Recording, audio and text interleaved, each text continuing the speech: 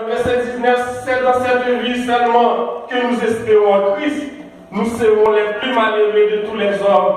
Mais maintenant, Christ est ressuscité des morts. Il est le prémisse de ceux qui sont morts. Donc Paul a décrit pour le montrer exactement la résurrection des morts. C'est une vérité absolue. Donc si, après nous finissons mourir, après nous finissons militer dans l'évangile pour nous mourir, pour ne pas ressusciter, et bien le travail, ça, notre travail qui est en vain. Donc Jésus-Christ sauvez-nous, il était un exemple, il était mourir, il ressuscité. Et nous pouvons avec conviction, avec assurance, que nous-mêmes chrétiens, et bien là nous mourir, nous allons reposer pour nous dans le tombeau, mais nous allons attendre la résurrection, nous allons attendre son trompette qui vient pour sonner, les morts en Christ. Nous qui devons mourir dans Christ, et bien on va ressusciter. Donc, si nous ne vivons en Christ, ou pas nous mort qui a ressuscité en Christ.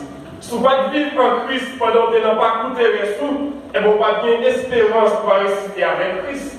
Mais pour vivre des militaires, de travail avec Christ, eh bien, pour croire avec conviction, les trompettes la sonner, ou bien pour ressusciter dans ton bois, et bien pour capable prendre l'autre point, pour glorier, pour capable monter, pour rencontrer Christ dans les airs. Est-ce qu'on voit ça à l'église? Amen, amen. C'est grand et enseignement ça que l'apôtre Paul t'a continué avec des paroles qui font. L'apôtre Paul continue par exemple, l'a dit, mais, yon green maïs ou planté, il doit arrêter, mourir. Qu'on arrête dans la terre, green arrêté, et puis j'aime n'a jamais lui lever, et puis il vient donner pour le porter fruit.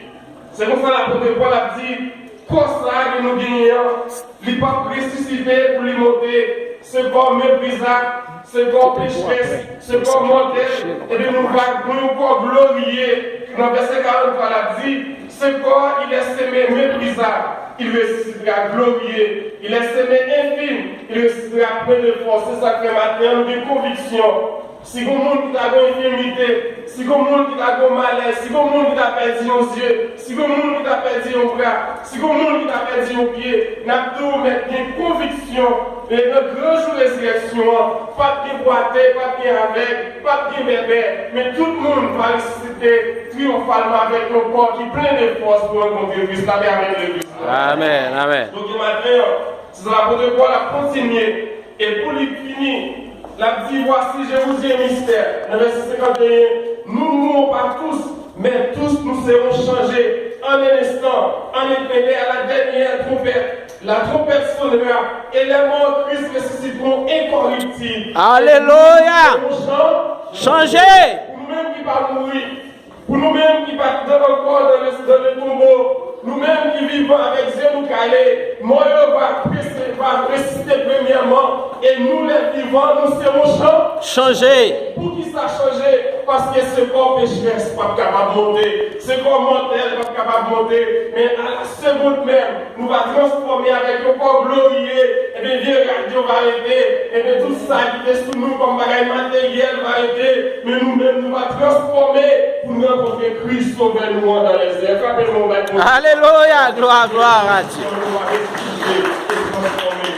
Oui, Paul a conclu, quand nous avons posé le message matin, Paul a conclu chapitre ça, quand il a dit, ainsi, mes frères bien-aimés, amis, soyez fermes, inébranlables, travaillant de mieux en mieux. Puisque nous avons conviction de travail, nous pas en vain, nous avons espérance que nous allons ressusciter, nous allons glorier, et les trompettes va sonner, nous allons attendre ce trompette là, nous allons rencontrer ce gouvernement, nous allons consoler dans les bras de Dieu, et de pour des salis, dis-nous, travailler avec conviction, pas décourager, travailler de mieux en mieux, à l'aide du Seigneur, sachant que le travail, nous pas programmer.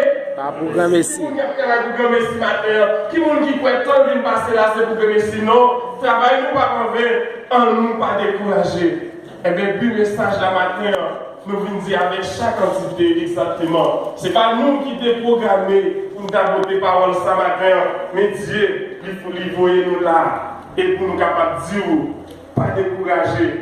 Quel ferme notre travail à faire pour le Seigneur durant ces 5 années d'existence, ou même qu'à militer, continuer le travail, parce que le travail là pas en vain. C'est ça l'apôtre Paul, c'est lui encore qui a dit dans le Corinthiens verset 16, si j'annonce l'évangile, ce n'est pas pour moi un sujet de gloire. car la nécessité m'en est imposée et malheur à moi si je n'annonce pas l'évangile.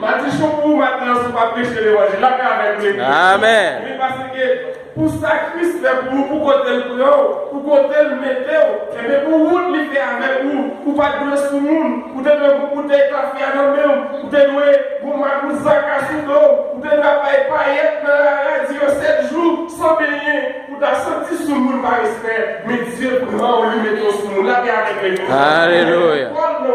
Il met des belles robes sous, il faut sentir bon, et pour capable d'annoncer au royaume, son nécessité maintenant, et autrefois, le monde est capable d'humilier pour le faire gagner $20 américains. Mais je dis à Dieu, gloire à Dieu. Regardez le banque de rentrer carton, ou aller combler, ou aller sembler, ou faire sembler, ou aller avec nous, Dieu, qui mérite gloire dans la vie, la paix avec l'Église. Amen, amen, amen. Ce n'est pas pour un sujet de gloire, mais son nécessité. Prêcher l'évangile, son nécessité pour vous. C'est ça, c'est la dire pour Ésaïe 52, verset 7.